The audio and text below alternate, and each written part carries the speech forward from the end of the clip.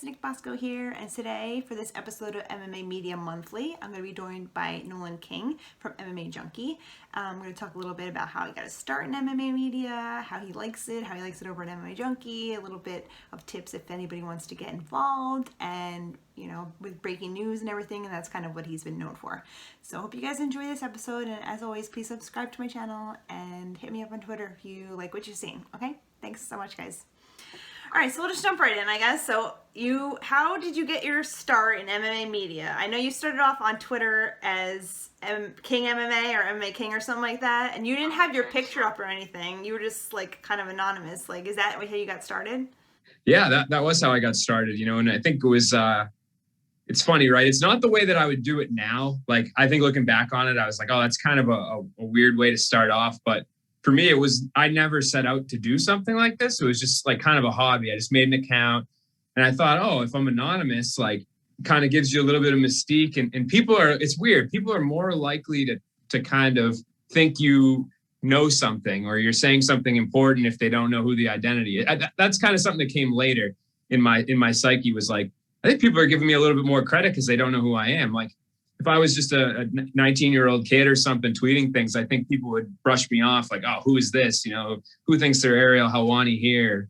Whatever. So I think it did give me a little bit of a boost. But yeah, so basically just to try to take it from the top, like started a Twitter account, just was tweeting fights and stuff. I felt like there was nowhere you could go that you could see all the fight announcements in one spot. MMA Junkie would break their fair amount of news and they would write up a good portion of the other announcements, but they wouldn't have like 100% of the things, right? And same thing with MMA fighting and whatever the other major players were at the time. So I was like, oh, it seems like a serviceable thing. And people started to kind of catch on. And from there, a couple outlets reached out to me and asked if I wanted to start writing. I was like, nah, not really interested. And eventually I took them up. MMA Today up on one because they were like, man, you could write one story a month for us. It doesn't even matter. Like no pressure, whatever. And it was nice to get my foot in the door that way. So that's how I got my start, so to speak. And what made you decide to like switch over to your real name and your picture? And were you scared to do that? It's funny, right? I think when I started gaining some traction a little bit and I thought, maybe this is something that I could get paid for at some point. I was like, okay, like at some point I'm going to have to put my full name, my real picture, my real name out there.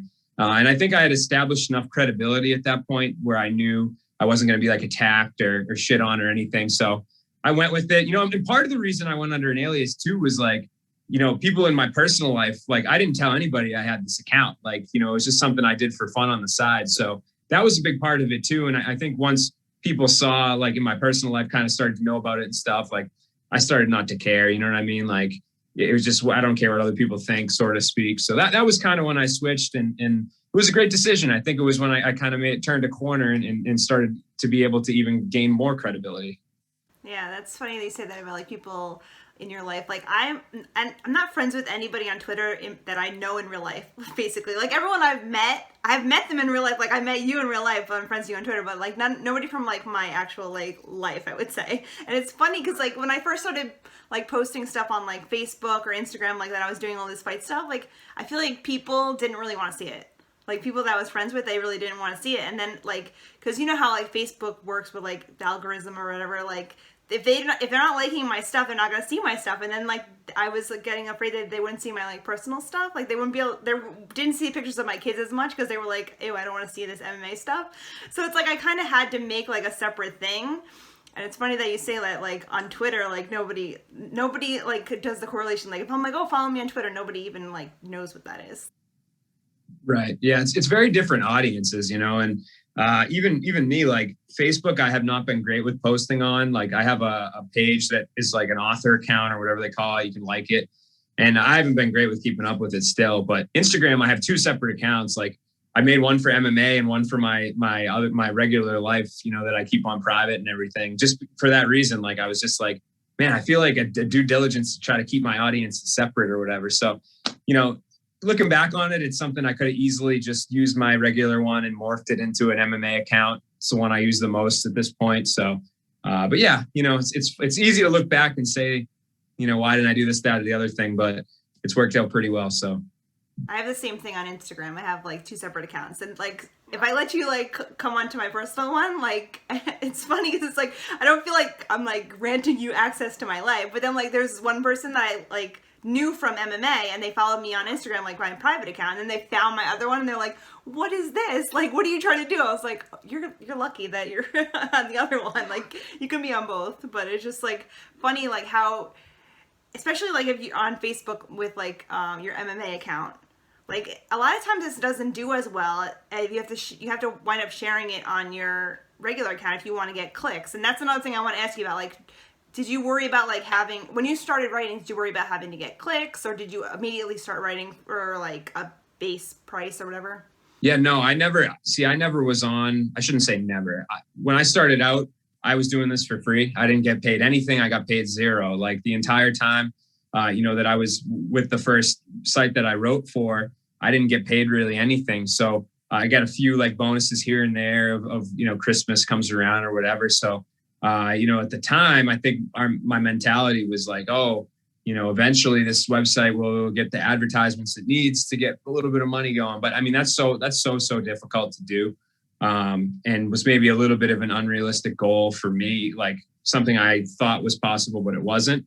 But I was never really concerned about clicks or traffic or anything, especially when it came to social media too. Like, I think I see it now, like a lot of people care too much about getting follows and getting clicks and retweets and likes and stuff. And like people DM me things like, if I get a retweet on this, it would be great. People that don't even follow me asking me to do this. And to me, it's like, I never have ever been concerned about that. Like, I figure if you have good content, people will follow you, and so that's been something I've been pretty tried and true with. Like, sure, there's I don't think it's a big secret in this industry now. Like, I have to, write some stuff that I think people will be more interested in than others. But when it comes to like being concerned or being worried about, oh, do I have to change what I'm doing to get the clicks? I've never really had that issue. Even when I was freelancing and stuff like that, I felt like I, had a working recipe. That's why people followed me. That's why I was offered that job, and, just kind of carried it out from there. Yeah. Speaking of your recipe, you were kind of the breaking news guy, right? How did you get into like breaking news, really? Like, I don't think I would want to, right? Like at the point I'm in, because it seems like it's a lot of like having to keep up with everything. You must get on your phone a lot. I'm just assuming. So how did you get started with the breaking news? Yeah, it's interesting. People ask me this a lot, and I don't really know if I can pinpoint like a certain behavior, activity, or something that I did to kind of swing in that direction. I think I dabbled in a little bit just because I was always in like the fight every single fight that was announced, I would post something about. So then there would be times where I would get messages from people I didn't even know who they were. I'd verify who they were eventually. Like, I'd look them up and okay, like, they have some connection to this fighter or this, whatever. Okay, that makes sense. But they'd be like, oh, I didn't see that you posted this one or that one or the other one. So, and there would be fights that weren't out there yet. So from there, that was kind of how I got my start. And then after that, I think really, it was not my main intent to be kind of the breaking news guy, but just, I think with building so many connections in the industry, doing interviews, doing all sorts of things like, writing up a lot of regional content, fighters that weren't popular or whatever, like they remember this stuff. So, and all the people around them remember it. So I think it really embedded me at the roots of the MMA industry. And from there, I think it's a lot easier once you're established to start getting, more and more information and being able to have contacts and to figure all this stuff out. So that it's just kind of something I lucked into. Like, none of this stuff I knew what I was doing. I just think I kind of lucked into it. And the other thing I would say too is I felt like I never really tried to break news. Like, I see sometimes people are like, and I hear it from all different ends of the MMA world, is like people get hit up all the time, from random people. Oh, who are you fighting next? Oh, you posted this on Instagram. Oh, you're some coaches getting hit up or managers or whatever. And it's like from random people they never talk to. So for me, I've very seldom ever like flat out asked people, like I never went door to door trying to get information or dig or whatever. So that would be the other thing I would say is like, you can't be too aggressive with the whole thing, just let it come to you. If it comes to you, it does. And I think your character kind of speaks for itself when it comes to dealing with people in this industry. Well, that's different than I thought. Like, I thought that you like were like message people like, do you have a fight coming up? Like, I feel like that's what you did because you were like breaking so much news. Like, I guess did fighters reach out to you, or managers, or both, or do managers reach out to you now?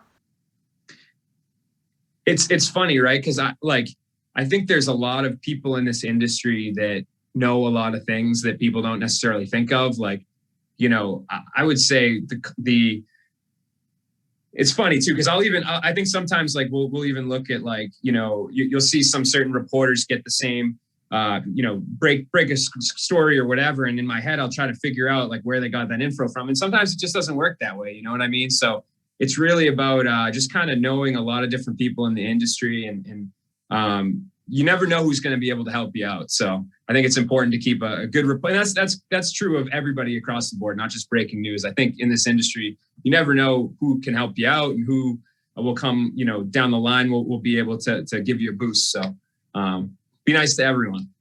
Yeah. I mean, I always try to, but I find it hard to like remember everybody. That's my problem. It's like, oh, so we met at whatever. I'm like, oh, I don't remember. I'm sorry. The weird one for me is that's one, but the other one is like people that you see online all the time, and then you see them in person, and like, oh, I know your name, I know who you are, but I only can picture you from the little circle in your account. Like even James Lynch, I met him for the first time in October of before the pandemic of 2019.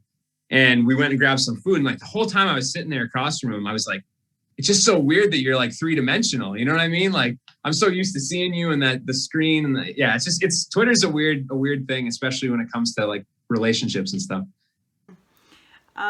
Another thing about the breaking news, I know there's a lot of people on Twitter at least that think that they're like insiders or whatever. Like a couple people will reach out to you like, oh, I know this is gonna happen, or like they'll like call that something's gonna happen even though like it's kind of like inevitable that's gonna happen. Like, oh, Connor's gonna fight. Could be like, yeah, I called this or I broke this news, even though they didn't really. They're just like kind of guessing. But anyway, one of those people like reached out to me and was like, oh, this is breaking news. Like you have to tweet this out. And I don't have the contacts to like go out and make sure that that's actually true. So did you ever have any of that happen? And did you ever break a story or a news, whatever, and then you got in trouble for doing it because they're like, oh, you shouldn't have done it so soon or whatever? So I would say the first question, it's again, I think it's very difficult, right? Because when you're coming up in this industry, you don't necessarily have the resources to be able to vet everything so thoroughly. Like working for MMA Junkie, everything that we put out is very, very, very solidly vetted. Like even stuff that ESPN puts out, like we vet it, we make sure that it's accurate, and then we put it out. So, I think it's very difficult for people that are starting out to try to do something like that, if not impossible. So at least at that stage. So, I think you got to take into account maybe for people that are starting out, like, what outlets are putting this out, where's the source of information coming from? If it's somebody that's directly related to a fighter, like you should probably cross-reference it with somebody else that's close with the other fighter. But if it's ESPN or Ariel or Junkie or Fighting or whatever, putting it out, like you're probably pretty safe just rewriting and reporting what's going on. But I do see what you're talking about. There's a lot of people out there that seem to try to, hedge kind of a title fight that we kind of know is going to happen anyway, that's been discussed, and try to put it out as their own thing. So definitely, again, Twitter, yes, Twitter is a strange place. And then in terms of your second piece there, yeah, no, I've been I think another thing is like being very clear with people. Like I have a job that I have to do. Like I'm not trying to sneak information out of people, like being very upfront about, the conversations that are going on. So usually if somebody tells me something, it's with the understanding of like what I'm looking for here, or what my job is too. So I don't think, I can't recall anybody ever necessarily getting mad at me in terms of like, oh, this is supposed to be kept a secret and you put it out. No, I've been pretty good at like making sure that I'm honest and everybody is on the same page of what I'm doing, Yeah. I mean, I have problems sometimes, like if I'm doing an interview with somebody and they say something that like I'm not sure that they should have said. Like if I write it up, sometimes I leave that out. Like because I don't want to get in trouble. I don't want anyone to yell at me like, why'd you put that in there? Like I was kidding or whatever. Like because you can really like turn words around, and you're like if you're just like writing it out in an article too. So I get worried about that too. Yeah, I would say that the biggest discrepancy that I've kind of found is like that allows me to still be able to do my job, right, is if somebody says something that they probably shouldn't have said, and seemed like it was intentional, and it was kind of the theme of the story, the interview, whatever you were doing. I had certain fighters like be very outspoken about the UFC for 5 minutes of the interview, and then kind of get mad at me that was the headline. That's not my fault. Like, you said some stuff you probably shouldn't have said it. If they make one comment and it's kind of like juicy, like it could be a good headline that they're ripping somebody or whatever, that's not really the general theme of what they were saying, or it was just a one-off line, I probably would not go that direction. I can understand why they would think that was manipulative, but if somebody says it and they go on and on and on about it, I kind of view that as fair game, I mean, I've had editors pitch stories like, who wants to write this up, and it's like kind of like a negative spin, and I'm like, no, I'm not even going to touch that, because like I don't want to be mean. Like, I always try to be nice about like what I'm writing, and I don't want to be like called out. Yeah. No, it definitely puts you in an awkward scenario. It never feels good. Like, even if you're in the right, it never feels good to be called out necessarily. For me, I just always like to think, if this person comes to me and they are aggravated about whatever was written here, do I have a good explanation as to why I did it this way, that it fits in the line of my job? So if I always can tell myself that I have a good explanation to this person, why this was written this way, and explain to them, that the story is an accurate representation of the content, I feel pretty comfortable. And again, maybe I've had a different experience, but there's been very few times too where fighters have gotten aggravated with me about headlines and stuff. It has happened. It happens from time to time, but very small percentage. Yeah. So when you first got started, you were going to school for something else, right? Like, weren't you going to med school or something? Were you? Yeah, I was at the University of New Hampshire on a 4-year undergrad biomedical science pre-med. So it was a pre-program to either do physician's assistant school or medical school or whatever. And then I graduated, and I was kind of on the fence about which direction I wanted to go. I wasn't employed in MMA. So the next year of my life was pretty miserable, trying to kind of stick around to see, what MMA opportunities came up. And I'm glad that I did that. Yeah. And what made you choose MMA Junkie? Like, did you like choose them, or did they pick you, or like how did that work out? And like, kind of both. I'd heard, so when I was a senior in college, I think it was literally like after I had my first final of my last semester, maybe my last final of my last semester. I came back, I had stayed up all night studying, finally, got this big test out of the way. And I had got contacted by one of the major outlets about a potential opportunity. Just kind of a feeler call, just like, hey man, like we might have some openings, an open full-time position. Like, is that something you would be interested in, taking that jump? And I had the conversation and everything. And, they're like, okay, like, it was a good chat. We're still figuring everything out. We'll get back to you if whatever. So I was on the fence a little bit. I was like, okay, now, it's gone from me doing freelance to at least I'm on the radar of a major site. So that's when I said I kind of hung around, right? So I graduated. The next year I continued my work on an ambulance up at the university. And I also my family has a business locally here. I worked some shifts a couple days a week there, a couple days a week in the ambulance, and then doing the freelance too. So essentially three part-time jobs, which was not necessarily fun or physically phenomenal to have to work some EMT shifts overnight and then go into the office the next day.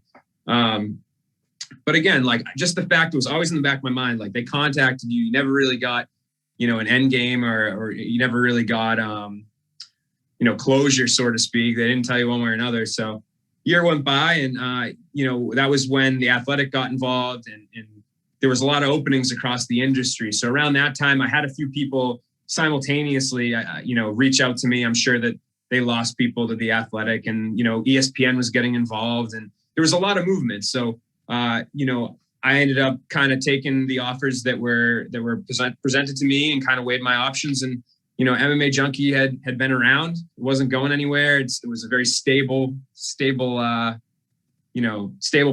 And I liked the vibe. I liked the vibe that I got. So I picked them, and that's where I went. Nice.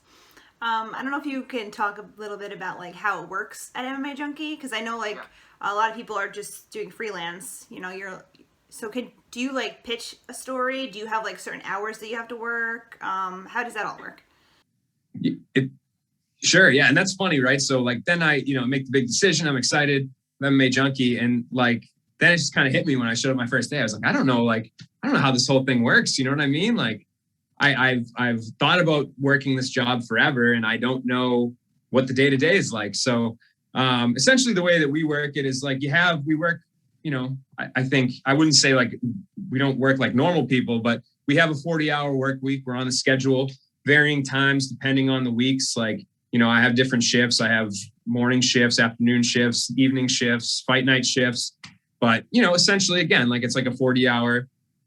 40 hours I'm on the clock. I think sometimes you end up doing a lot more just because of the way that okay, I need to do this interview this day that I'm supposed to be off, or, this news, there's been many a times I've gotten out of bed and had to type something up, some news or whatever. So that's kind of the way that works in terms of stories and stuff. I think we have a pretty good understanding, a pretty good flow of like, there's very few times that I've put something out, I'm going to write this up, and somebody says, oh, no, don't do that. Like there might be prioritizing, like, okay, like let's handle this big thing, and then we'll get the other thing that was, you threw out there afterwards, stuff like that. But generally speaking, it's very, very much open. They kind of do a good job of letting the writers kind of pick and choose what they do. And I think we all know what our strengths are. So they kind of leave it up to us to figure out the best way to play them, And what about covering events? Did you always want to cover events? Was that like something that you had in your mind that like I want to still be able to go to these places or not? Absolutely. I think it's funny, right? So, I got to cover a few events in my first year for Junkie when things were normal, when the world was normal. And I was starting to gear up where I think that they were going to maybe have me travel a little bit more in 2020. And then all of a sudden the world comes crashing down.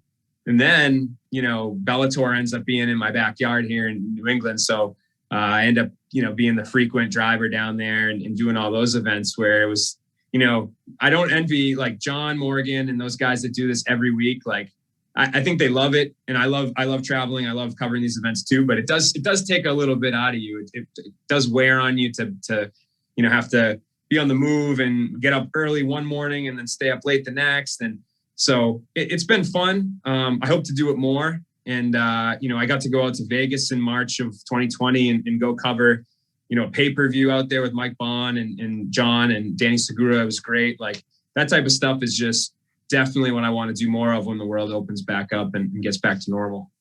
Like I went to Vegas to cover the Conor event last year, and it's like you see all these people that are definitely like at like events every weekend because they like all knew each other, and I was like, hey, but it's like crazy because like even going to like one of those, I was like exhausted afterwards. It's like I don't know how everybody does these every weekend. It's crazy. It's funny you say that too. I feel the same way even now. Like, I think once you're around more, people are very friendly, but like. When I was, even now, like there's, I've only worked a handful of events where there were other people, like a lot of other people at them since I've been with Junkie. And I think it's just more of like, I used to think it was like, oh, the cool kids club, you know what I mean? All these guys that know each other and they tap each other up. But I think honestly, it's just about like, you see the same people all the time. You're going to talk to them more, and everybody's super nice and friendly. There's been very few, if any, sort of any bad feelings or hard feelings that I've experienced from other people in this industry. So everything's not what it seems, you know what I mean? And I was lucky enough, the couple UFC events I went to, I went with Amy Kaplan. So I was just like tagging onto her. I was like, she knows I'm following her. Yeah. So that was lucky. What are your goals going forward? Like, this is my last question. What are your goals going further, like in your career? What do you want to do? Yeah, it's interesting, right? So it's funny because none of the stuff that I accomplished was something that I really planned. Like I've done a good job, I think, of trying to advance my career, but I've never really mapped it out like, oh, I want to, go this way or that way or the other thing. I just kind of had to take the opportunities that presented themselves. And I think that's really a big part of this. It's kind of a numbers game in this industry. Like it's not that there's not a lot of talented people that are not working a full 40 hours a week in this industry. There are. It's just a matter of being kind of in the right place at the right time. Like when there's moves, then there's openings, then there's opportunity. So for me, I was lucky enough to kind of capitalize on that. And I'm sure that will be the same going forward. Like, I expect to try to be with MMA Junkie for as long as I can be. I really do like it. I enjoy it. I get up every day and get to cover phenomenal athletes and something that was, I did this for free for so long. I was entertained by it. It was fun. So I can't complain. But yeah, I just kind of want to stick around here, try to focus on some of the areas of improvement that I see in my game. There's a lot of things that I'm good at that got me to where I am, but there's a lot of things with taking this step to Junkie that are things that I'm not used to. I'm not a podcaster. I'm not somebody that has a ton of experience writing long form things. I'm not somebody, that is super video savvy when it comes to learning the camera work and all the other stuff that John and Matt Erickson and Kenny Hathaway that works for us and Abby Sugan are able to do. So there's a lot of stuff that I can learn. And so for now, just kind of focusing on those things, and we'll see what opportunities arise for me. Awesome. Well, thank you so much for coming on here with me. Thank you. I really appreciate it. Like I said to you off camera, I wish I could do more of this stuff. I think it's, I learned a lot from a lot of people that on videos like this. James Lynch was always great with them and in person. So if anybody's watching this and has any questions, feel free to reach out to me.